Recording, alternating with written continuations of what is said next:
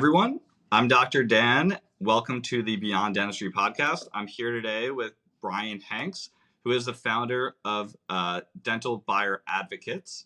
So we met briefly through Instagram a while back, and we've reconnected since. So again, the reason I am doing this podcast is to show all pre-dental students, dental students, and residents the other pathways that you can find within the dental profession, whether that be real estate, practice ownership,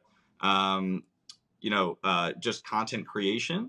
So Brian here is the founder, like I said before, of Dental Buyer Advocates. So I'm going to hand it over to you to tell us exactly what you do and how you got into the space. Yeah, so thanks for having me, Dan. Big fan of the show and you and the work that you're doing. What I do is I help dentists buy their first dental practice. And I'm an advocate for them. In other words, I'm one of the two people on their team, the other being their lawyer, that helps look after their interests. And so I love the purpose of the show is to help dentists that are in the early stages of their career know what's out there. Well, I'll tell you the two things that come to mind when I hear about what's waiting for them that I hear most commonly are student loans. Oh my gosh, Brian, they're so like, it's this, this huge weight over my shoulders. It's just tearing me down. And the second thing that I hear, Dan, and this is where I hope we talk a little bit, is some regret. Okay. Here's what I mean. A lot of my clients are 5, 7, 9 years out of the end of their education, whatever that education is, just for your dental school, a residency, whatever. And most of them waited to buy a practice until they felt ready. And I'm here to tell you, your feelings are important. I value your feelings. And your quickest way out from underneath debt is to make some money. And the quickest way to make money in dentistry is to own your practice. So I help people get out from underneath their student loans, have the control they want in their career, all of those things. That's great. And I think that every dentist probably that you've worked with, great at science, great at filling teeth, great with patients. This is an avenue that they haven't ventured to probably ever. And a lot of people even sometimes buy their first dental practice before they buy their first home. Yeah, which I recommend they do actually in most cases, although that's not universally true. That's not like a rule that they have to follow. But, if you're going to own your home, you better know where you're going to live. And if you know you're going to live long term, like it'd be nice to own the thing that produces the money to buy the house, right? Your dental practice. So yeah, the regret comes in because, a lot of people, they wait too long. So we can talk about how to get in there, but here's the thing that I tell a lot of dentists. If you're smart enough to get the 21 on the DAT and,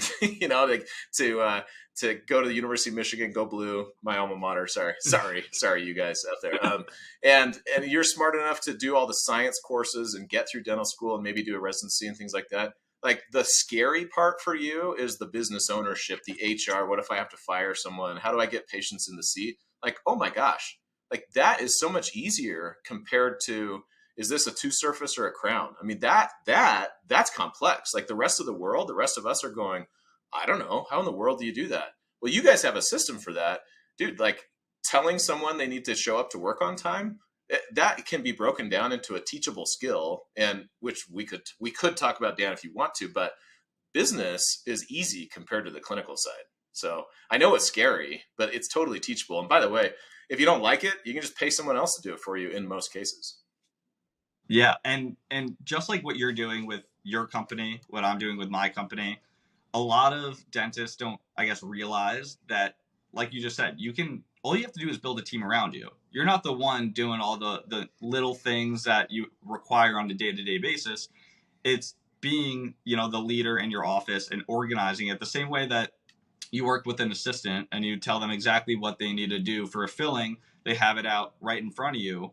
The same thing goes with HR, with billing, with front desk management, with insurances and things like that. So true. And the not so secret in dentistry is the people who do the least. In other words, the dentists who outsource the most and have the most team members around them tend to have the most money, enjoy the most free time, enjoy their career the most. That's not universally true. I have met like the solo doc who does everything. They do all the cleanings, they do all the business side, and they're very happy with what they do.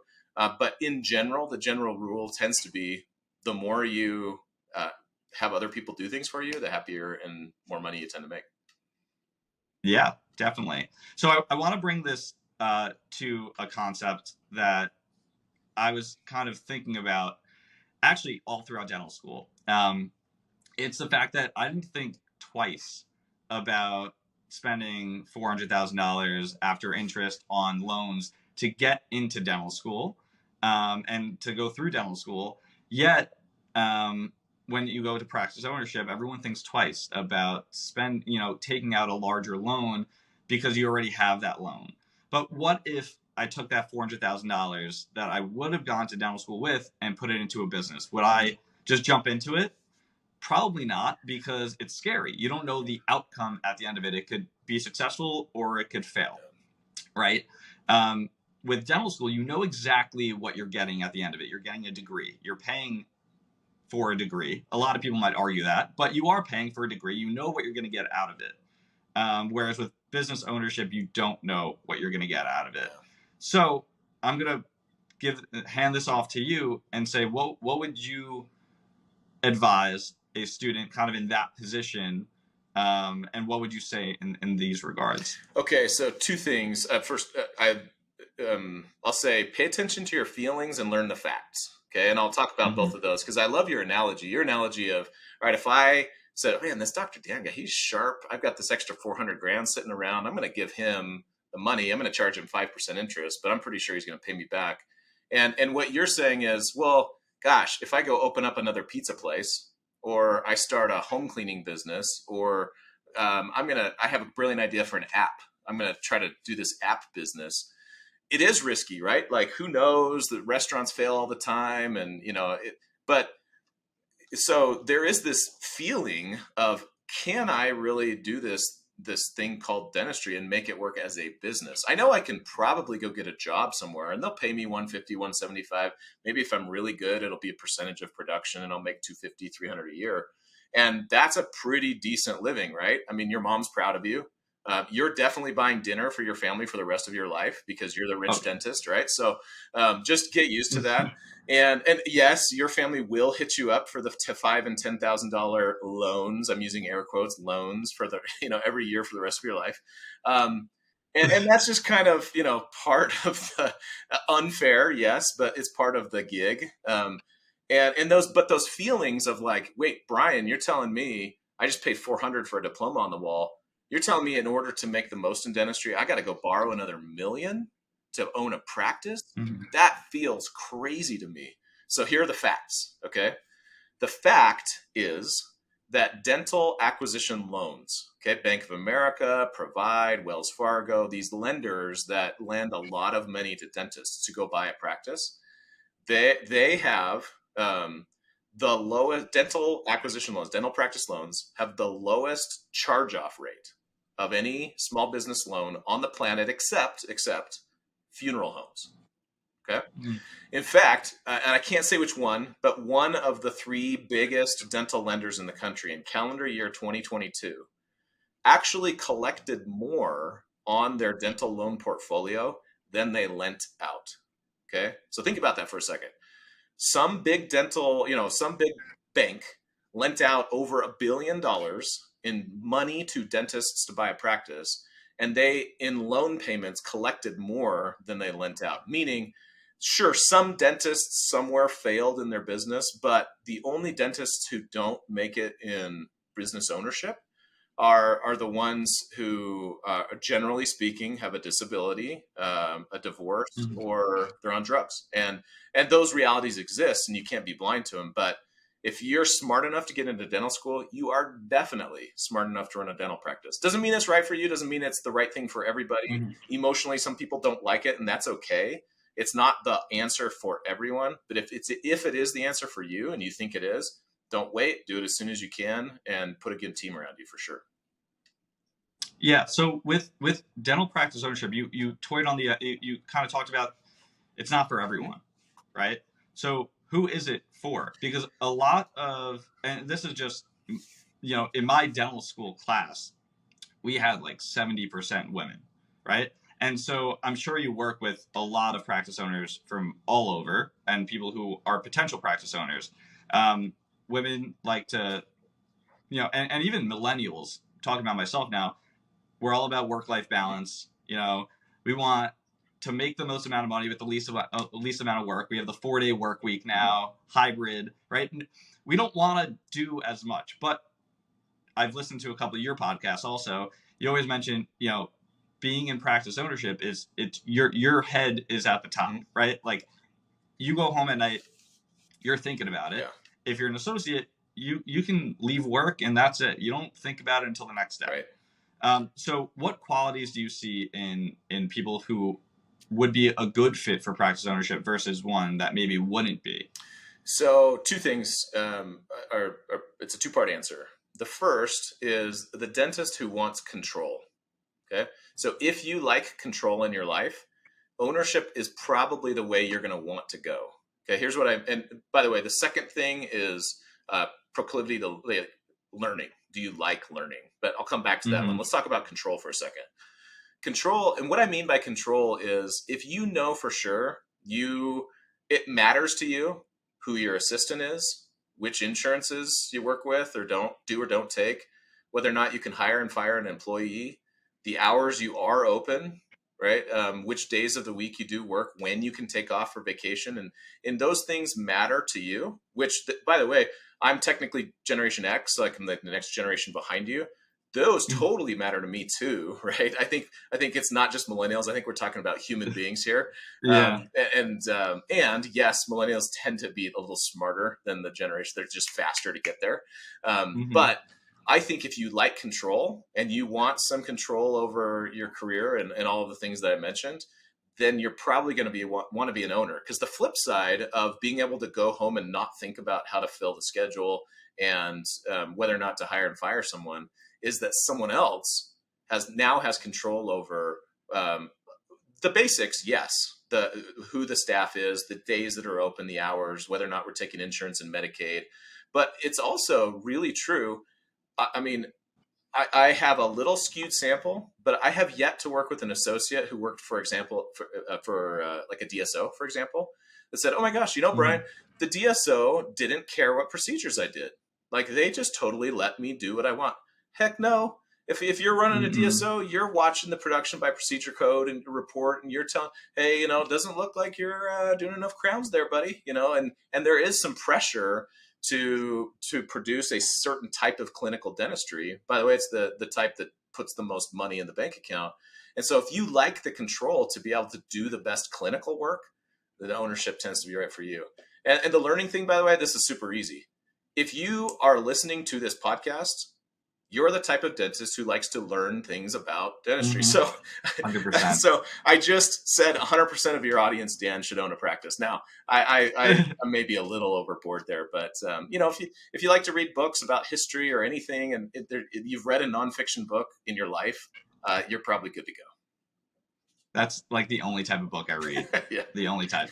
All right. So now you're a recent graduated dental school, maybe did a residency, and you're the type of person who wants to go into practice ownership. What does that process look like for a typical, incoming, potential owner? Yeah, you need 5 things with a hidden 6th thing that nobody thinks about. Okay. So if you're a student right now, you're D1, D2, even, 3, 4, whatever, like this answer is tailor-made for you. Okay. But let me run you through the 5 for sure that you need. And I'll start with the easiest and I'm going to end with the hardest. Okay. So the easiest of the 5 is you need a clean credit history. So no like short sales or bankruptcies. Almost every dentist has that. You also, second thing you need is a credit score over 680. Again, piece of cake for almost every dentist out there. The third thing you need is you need some clinical experience. Okay. About a year is the general rule of thumb. All right. And so if you're listening carefully, I am saying that you need to be out of dental school for more than a year to buy a practice. It is technically true that you could buy a dental practice the day after your D4 graduation date. It's almost impossible. And every dentist that has done it, and I've worked with several, tell me they wish they would have waited. So just a side note. But if you're a resident military doc, you do something else besides just the 4 years in dental school, that kind of checks that box in most cases. So you can buy dental practice right after a residency program or the military. And then the fourth thing you need, so this is the second hardest thing, is you need to be able to do 80% of the work that a seller you're buying from produces. Okay. So you don't have to be as fast as, you don't have to be as good as, you don't have to produce the exact same number as the seller, but you've got to do about 80%, and you got to be able to do some of the major money-making stuff. So if the seller does a lot of implants and you don't, that probably isn't a good fit. Okay. Here's the fifth and the hardest. By the way, number 4, like the second hardest, doesn't count hygiene. So it's just the doctor. Okay. Just the doctor. The fifth and hardest is you got to have some cash. Okay. The rule of thumb is about $50K, a lesser of $50,000 or 10% of the purchase price. Although that is getting kind of fuzzy as we talk in 2023. Banks are asking for a little bit more. But you got to have some cash saved aside in a checking, savings, or money market account. In other words, it's liquid. It's not in an IRA, or it's not home equity. And the reason you've got to have that is you got to show the bank that you're a responsible borrower. In other words, you didn't spend every dollar you made. And you can pull up some money in case, there's another emergency. If the COVID shuts down the dental industry again, you've got some money to pay that bank loan in an emergency. So Dan, I've got the sixth thing, which by the way, you've talked about a lot, but let me pause there for a second. Any questions on 1 through 5? Give me 6, okay. And then trust me, I have a bunch of questions. Number 6 is you got to have a practice to buy, which means number 6 is actually that you have to have a robust network of dentists who know, like, and trust you, preferably with some gray hair on their head. Okay. And here's the insidious thing, or like the thing that a lot of people don't think about, is they assume because there is a practice brokerage industry. In other words, they've heard there are brokers out there. They assume it's a lot like buying a house. And that is not the case. Okay. A lot of dental practices, in fact, the best dental practices, generally speaking, don't list with brokers. So it's really hard to find a practice if you don't know a lot of older dentists and they don't know who you are. It's not impossible. You can totally find a practice with a broker. It just takes forever, and you may not find one in the city you're looking. So you've talked a lot about like the dirty word that a lot of people get like squirrely around, which is networking. I use the phrase build a network, and we're just saying the same thing, right? Like, get to know a few people, take them out to lunch, compliment them every once in a while, ask them how they built an amazing career. And that's your network of people that's going to help you find a practice. Yeah. So I want to bring something out of left field, which might be like really common for you, but how are like the dentist that's coming out of school or coming out of residency supposed to compete with the valuations that these DSOs are giving dental practices? And as much as there's a lot of negative about DSOs because of, you touched on this earlier, you have to produce a certain amount. If you don't, you get reprimanded and this and that. But how are we supposed to compete with the valuations and the people that are selling? So these dentists that are selling, that are trying to get out, I'm just putting myself in their shoes. If I were getting, 6 times valuation or whatever they're getting, 3 times valuation, why would I be selling to someone who can barely give me 1 or 2 or give me, 80% of net? Really easy answer. Okay. And people are not going to believe me when I say it, but it's true. Okay. The easy reason that a dentist would sell to you instead of a DSO is because you're actually offering more money. Okay. I'll pause there. You're actually offering more money, but here's why. Is because it's not an apples to apples comparison. DSOs have a place. They may gain a little bit more market share than they currently have, which is somewhere between 16 and 20%. Nobody knows for sure because the definition of a DSO is fuzzy. But, and we may get to a point where DSOs own 25, 30% of all dental practices in the US, but they will never own all of them. And that's a side conversation we can have someday. Private practice ownership will always be there. And if you think about what a DSO is offering, the sticker price that they're offering tends to be this astronomically big number that feels impossible to compete with as a buyer, as a solo buyer, right? like $3 million for a practice that collects 1 million a year. Like, I can't match that. Mm-hmm. Best I can offer is 850. Like, I'm toast. I should never buy a practice. Well, if you dig into what's actually in that $3 million offer from the DSO, the first thing that you recognize is that the DSO is only offering that number if the seller sticks around for 3 to 5 years. Okay. Mm-hmm. And most sellers are not willing to stick around for 3 to 5 years. They're ready to retire, right? Okay. So that's number one. That's the apples to oranges. Then the second thing to remember is that $3 million isn't actually cash handed to the dentist. Usually it's about 60% of that number is handed in cash to the dentist. There's a contingent amount. There are some payouts that they have to hit they have to hit production targets in order to make the rest of that 3 million. And then almost always, and it's pretty universal, DSOs offer a decent percentage, that chunk of that $3 million is in stock in the DSO.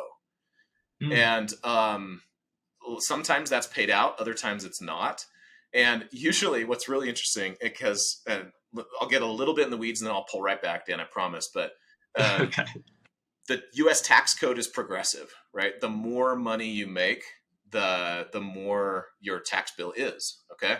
Mm-hmm. So it's actually, you are going to pay less money if you make $1 million a year for 5 years than if you make $5 million in 1 year, because of this progressive tax code. Okay. So when DSO offers actually go through a CPA and they say, okay, well, how much of the 3 million are you getting in cash? Oh, interesting. Okay. 1.6. All right. 1.6 times this tax rate and oh, well, you're going to owe $400,000 of that number in taxes. It actually tends to be, almost always, that the number the dentist makes that first year from this DSO sale tends to be about the same as what they would have made as an owner in 1.5 years. Mm-hmm. And so once a lot of sellers bite on the DSO apple. So I'm not here to tell you like, oh my gosh, sellers are morons. Like, they're too dumb to realize what these DSOs are offering. Sometimes that's true, but that's not always true. There are legitimate reasons to sell to a DSO. But if you're a private buyer, like, your actual offer, if a dentist is literally willing to retire in 5 years, you're offering that dentist 5 years of their income and then a bigger payout at the end of that process than a DSO is offering today. So anyway, it's here. The short answer to your question, Dan, is it's apples to oranges. They are not the same offer. When you read the Facebook comments about, I got this number for my DSO sale, it's not true. It just isn't. Mm-hmm. And you can't believe what you read in Dental Town and on Facebook. Yeah, no, I'm happy that you mentioned that, because I've seen this kind of in personal experiences with talking to different dentists, and you brought up the idea of networking. That's just so important in general, because I'm grateful to be talking to you here, listening to the way that someone in the industry is speaking about this, but you can hear different experiences from hundreds of people if you just talk to them. Yep. And that was exactly the experience that I've heard is, I sold his practice. They basically got like a 3 to 4 times valuation of their practice. Mm-hmm. Let's call it $3 million Sure. or $4 million. They were making about, on that, let's say $800,000. I'm talking profit. At the end, they were taking home, like, let's say $600,000. Sure. If they're staying on for 5 years, they're not getting paid the $600,000 that they were making every year. They're getting paid a lot less than that. Yeah. So they're getting the money up front in the form of a valuation, but then they're spending 4 or 5 years working for the DSO, making close to minimum wage. Not minimum wage, but like a lot less than they were making. Totally. And if they just worked in their practice, threw in the garbage after the 5 years, they probably would have came out even. That's right. Yeah. And the really tricky thing is, right, that dentist, like, let's say it's a general dental office, which statistically would be the most likely. Although DSOs really are targeting specialists lately, interestingly. But let's go with the GP office. DSOs keeping the hygiene, and they're paying you 35% of adjusted production, like they would have if you were an associate, and a significant percentage of that $3-4 million offer is that you hit a production target 10%, 15, 20% higher than last year. Now you Mm-hmm. might be able to do that, right? But what if COVID comes along and closes your office for 3 months? DSO is not going to say, "Oh, no problem. We believe that you would have made this gigantic number. Here's a check for Right. $100,000." You're kind of out of luck. Mm-hmm. Yeah, Or what if we have to do training for a week there you go. because the office we want to update the systems in the office? You're not making money during that That's right. time, and you're not getting paid because you're on production Yeah. or collections. I've got, there's a close personal friend of mine, oral surgeon, is 47 years old. Okay. And he's got some like nerve pain in one of his shoulders.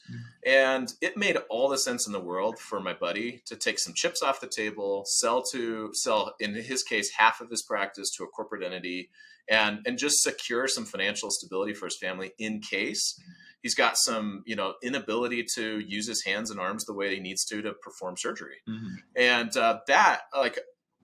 there's no argument with that, right? That's just smart. And there's no reason why that person is quote unquote making a bad financial decision. But for the average dentist out there, selling to DSO means that you're losing control. All the things that we talked about, dentists, like if ownership is right for you, if you like control, you're now going backwards. You're giving up all the things that you thought you wanted, so that you have Mm-hmm. this. And I think a lot of dentists have this idea that the DSO now is going to manage the headaches of practice ownership. And what are the headaches of ownership? Well, it's filling the schedule and it's HR issues, right? People stuff. And the filling the schedule, sure, somebody else technically owns that, but you're on the hook, right? Because you got to hit that production target. And then the HR issues, you're telling me, Katie, your assistant, has shown up late 3 of the last 4 days, and you think the DSO is going to parachute in from whatever other city they're in and talk to Katie? No, you're still on the hook to have that conversation with her about showing up to work on time, and your headache hasn't gone away at all. So it is tempting to think someone else is going to solve your problems for you, but it's just not the reality. So what you're telling me is that the dentist is a great investment for a bank because we almost will never default on our That's loans. right. And if you're an associate, you basically do HR and you manage people anyway. So is there a lot of risk with being a practice owner from your standpoint? And I have a feeling I know the answer. Yeah, like statistically, no. Financial risk, almost zero. Okay. Mm-hmm. Stress, sure. Yeah, yes. There's more stress as a practice owner than as an associate. Mm-hmm. Period. So if you're counting stress as a risk, then I would say, yeah, there is some risk in that. Financial risk, let's say like financial independence, less risky as an owner than as an associate. Yeah. Because you're taking home all of the profits of the business. Think about why are DSOs popular now? It's because private equity groups and people with money see how profitable dentistry is and they want a piece of the pie. Mm-hmm. Right? They want some of the profits of your hard work. And heck, listen, I look at tax returns of dentists all day long. I've been tempted. How hard would it be to hire some associates to keep them going? Well, it turns out very difficult, but it is a tempting thought to think, great. Well, if these dentists will do all the hard work and they'll keep, 10, 15% of the profit for me, that sounds like an amazing investment, which is why private equity does it. Mm-hmm. Yeah. And I always think about Smile Direct Club. Yeah. And these two guys that were in business school and got their MBA, they saw an opportunity within dentistry. And then now all these other companies are coming out because there's a lot of money to be made everywhere. Totally. And it sucks at times that dentists feel like the guinea pig. Mm-hmm. They reel you in with $800 minimums in the day, production levels, but then you don't see all like the fine print of, okay, you're going to get there in the morning. We're going to schedule you 30 minutes a patient. You're required to do this. Every tooth needs a root canal. Every tooth needs a post. Every tooth needs a crown. That's how you're going to meet your production goals. So you're limited on how you want to practice. You're limited also like in terms of where you could practice, because there might be some governances where you can't practice outside within a certain distance. And then you're limited with ultimately, your scope, because like you said, there's a lot of specialists that are coming in. They want to make it almost like you're on an assembly line, like you do operatives and fillings and this like that. Right. Oh, you're really good at extractions, you're going to do that all day. So, Dan, you've survived dental school. You understand the clinical side of dentistry. I'm a neophyte, right? I'm a Luddite, and I did an MBA. Okay, so I am the MBA that, I didn't actually start Smile Direct Club, which, by the way, a lot of dentists would hear that story and they'd say, oh, well, those guys are toast now. Have you seen the stock price? And no, actually, they made their money when they went public. They're filthy rich. Yeah. Now, feel bad for the shareholders of Smile Direct Club, but that's Yeah, just the a people side who note. bought the IPO. Yeah, exactly. Feel bad for them. But there is, right? In business school, like business is taught as a widget, right? I mean, there is this belief that a customer is a customer, or excuse me, a patient is a patient is a patient. And that is not true.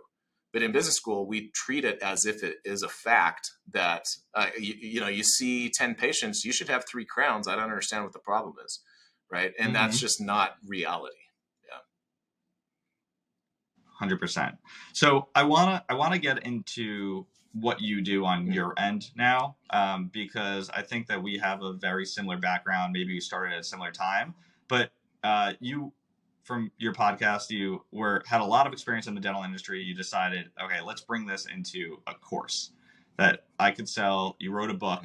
So tell me a little bit about how you started in that space.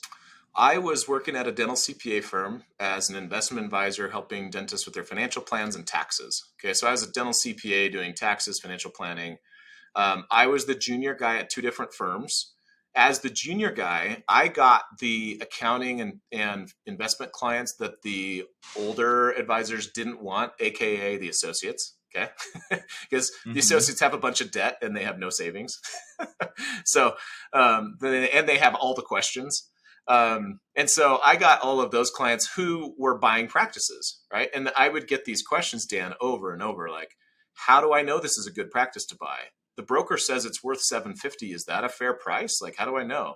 And if I pay $750, like, how much money am I going to make? I'm making $175 as an associate now. Like, am I going to make more? So I found myself answering the same question over and over. Now, I'm a lazy guy. I'll admit it. I just went out and I wrote blog posts to answer these questions. And then I'd say, okay, Dan, yeah, I'm working on your tax return. I know you have this question about buying a practice. Read these 3 blog posts and then let's talk on the phone, because I didn't want to repeat myself over and over. Yeah. Eventually I had enough blog posts. I turned it into a book. The book is, very uncreatively titled How to Buy a Dental Practice. And that has since turned into a business. And yes, I've got a course if you kind of want to do it yourself and see how it's done. I've got a paid service that you can just hire me for one-on-one coaching.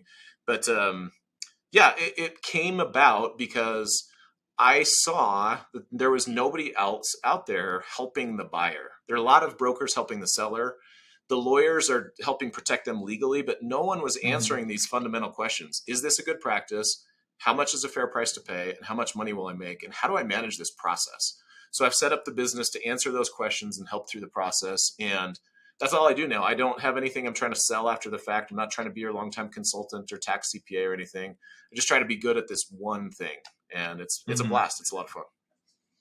So what systems or processes do you use to be able to create the perfect practice for someone who's looking to buy? Yeah, if you're looking to buy a practice, we have a very robust system of gathering the information from the existing practice. So tax returns, production reports, staff information, new patient starts, demographic information, right? I've got like a list of, it's a pretty long list. If somebody, by the way, if somebody wants the list of documents you need to analyze a practice, shoot me an email. If it's in the show notes or you can Google me or whatever, I'm happy to send that list to anyone free of charge. And I consolidate all of that information down into a very digestible 25-page PDF report that has lots of charts and graphs and pretty colors and arrows pointing at things. And anyway, so that's kind of the start of the process of buying a practice. Is you have somebody that I do financial imaging. Okay, I get the X-rays, the financial X-rays of a practice and their production information and all those things, and I tell the dentist what they should do with this practice. And by the way, probably like 30-40% of the time, a dentist comes to me with a practice in mind. And my answer is, I think you can do better. Maybe not, right? Like, Wow. let's talk about whether or not this is a good fit for you. But Hmm. I'm in the business of being honest with dentists about what is going to fit them and their goals the best. Hmm.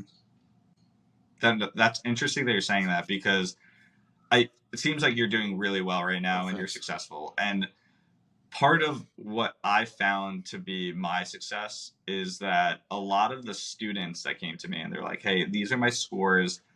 This is my experiences. What do you think?" Mhm. And I think a lot of the times I'm like, "Listen, we could do better. Your DAT score could be a little higher, but let's see what we can do with what we got." And I think honesty is the best part of what I do. It seems like with what you do, because you're the biggest advocate for everyone, for the buyers that you work with. So you don't want them to be chump changed. You don't want them to get the wrong practice. You understand what they want, who they are, and what they're looking for, and then ultimately help them get what they want at the end of it. Exactly. Yeah. And it does nobody any good to oversell a practice or tell someone that they should pay more or less or some other number, right? If a lot of people will badmouth brokers, for example, I'm not one that does that because if you think about what a broker does, a broker agrees to sell a practice for as much money as possible. That's their job. Their job is to help a buyer believe that a practice is a good fit for them. Now, as financially non-risky as practice ownership is, brokers have a decent leg to stand on to say, I should maximize profits for my client, the person paying me, the seller. But the unfortunate byproduct of that is no one is out there telling the buyer whether or not something is true or helpful, or which bank is actually the right one to talk to, or is this lawyer Mm-hmm. actually any good? Like, is an hourly lawyer best or a flat fee lawyer? Like, there's 100 questions you're going to have through the process of buying a practice. And yeah, I just try to be the person I'm the guide on the side, right? I'm there to tell them the right information at the right time to help them avoid mistakes and to know that someone actually that they're paying is actually looking after their best interests. Yeah. And what, just off topic, but what are Sure. the rates now, Mm. like for We're at the different banks, yeah. and what you should look for? Today's June 1st, 2023. Okay. It's Mm-hmm. changing on a week by week basis. Okay. So if you're listening to this a few weeks after it comes out, just know that, the Federal Reserve changes rates and things move. But anywhere from high four, like 4.849 is kind of like the very lowest I'm hearing today. 6.25, 6.35, 6.45 is kind of the high end of the range. So the truthful answer is anything in the 5-ish% range is pretty typical right now. And historically, that's actually really, really good. 12, 18 months ago, dentists were getting acquisition loans in like the 2.7% range. And everybody wishes they could get those rates back, me included, but they may be gone for a while. Yeah, gotcha. And then we didn't hit on this yet, but I think what's important to note is that there's two types of loans you can get. Mm. One is to buy the dental practice, and the other is to potentially purchase a building or a piece of property with the dental practice. Yeah. So, do you see that a lot of dentists are doing that? And what's your thought process with that? And how do the loans differ? Is it more difficult to get both? Yeah, first of all, major kudos. Very few people think to ask that question or think ahead. So, Dan, you're going to be a fantastic business owner someday. I can't wait. Yeah, that's super fun to watch. Is you're informed enough to Yeah. think about that question. You are right. Buying the fundamental, like the dental practice, is you're buying. Yeah, you're buying some equipment and some operatory stuff. But really, what you're Mm-hmm. buying is like patient records and the goodwill and the habits of the patients and the Mm-hmm. trained staff and all those things. The underlying business, or excuse me, the building itself is a whole separate loan. Um, here's what I say. First, the rules are a little different. You may have to have a down payment to pay for the building, just like you would if you bought a house. Mm-hmm. 10 to 20% is common. Okay.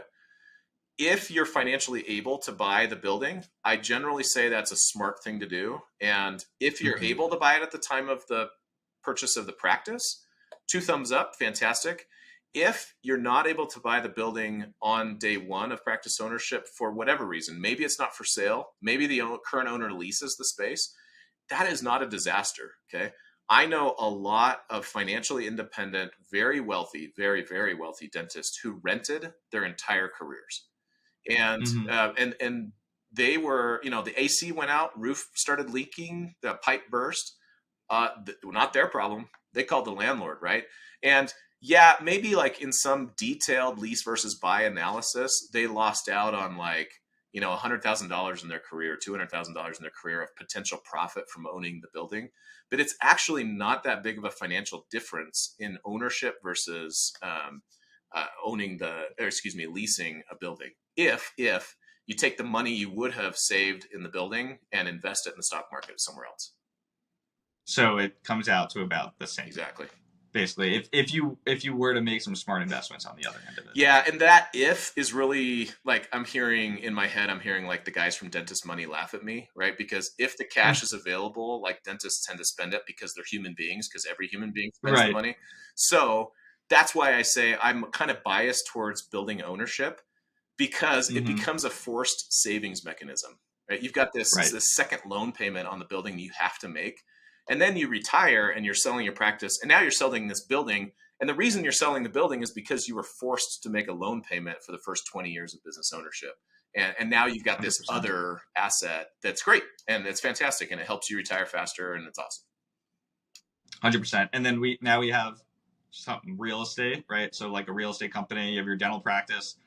Let's talk a little bit about write-offs and things like that, because I think that's something that we don't, if I were a pre-dental student, I'd be like, oh, like it's like orange, like bananas and oranges, right? Like it's, which one should I go with?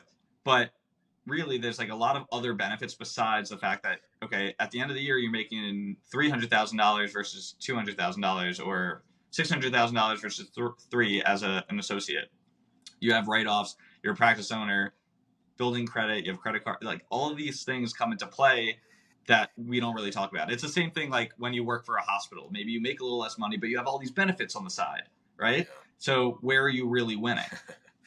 My high school job was to work. I served tables and cleaned like dishes at a retirement center, and so I was in the kitchen Mm-hmm. at this retirement center, and I think I ate more food than I got paid as an employee. Right, so I had this like benefit, and Yeah. like the same. I think the same thing is true of business ownership. Maybe not to the same like ratio, but Yeah. like the tax breaks you get, your cell phone bill, your home internet, a lot of your mileage and car expenses. Are just some of the basics. Then you throw in things like a 401k and profit sharing plan. You throw in like travel to CE in Hawaii, or I'm using air quotes again, like your CE trip to Hawaii, family travel, Mm-hmm. employ your kids on the payroll, your spouse on payroll. The tax benefits start to add up to certainly, 5 figures a year, definitely in a lot of cases, those 6 figures a year for a lot of dentists. And so, yeah, business ownership has amazing. I would not buy a practice just for the tax breaks because, well, Mm-hmm. for one reason, you could potentially be a business owner as an associate if you open a separate entity and they pay your entity. But Right. the perks of the tax perks of being a business owner, whew, yeah, they're awesome. Love them. Yeah. And I think being a business owner myself, like you see a lot of that, especially with work from home and the different ventures that you do. I think that it's something to think about, because as an associate, you don't have any of that unless you're like a 1099 independent contractor and you can do that whole end of it. But being a practice owner, you have all these benefits, right? You have the freedom, you have financial freedom, which I think a lot of us we look forward to, right? Like you have the opportunity to take off from work and go to your son's soccer game. You got to go to your daughter's play or son's play. Like you can do whatever you want. Um, there's a lot of benefits. I'm all in for practice ownership. It's just a matter of when. That's really what it comes down to, because I'm going to be at my program for another year full time. I plan on starting to work next year Nice. just on Saturdays, Good. and then a year part time. So I'll take on like 3 or 4 days a week. Awesome. But after that, I can't wait. I remember my mom always forced me to kind of think of this because my dad was a practice owner, not a dentist. He was an optometrist, but he built it from the ground up, and I saw how hard it was, but how rewarding it was at the end. And my mom always said, you want to be your own boss. Like, you don't want people to tell you what to do and when to do it. And at the end of the day, even if it was the same amount of money, I'd still choose practice ownership. I'm thinking, so I 100% agree. And by the way, if you're going to stay in New York, I hope you're looking forward to working 20% harder than the rest of the country to pay all your taxes. But not that's just I a jab. Got my license in Florida. Oh, nice. Okay. So I'm looking to move out. I couldn't resist. Sorry. That's like the standard accountant joke about, California and New York, but no, I totally agree. And here's what I would say is I don't want your listeners to think the only way to do it is ownership, because you can have a totally fulfilling career as an associate, as an employee dentist forever.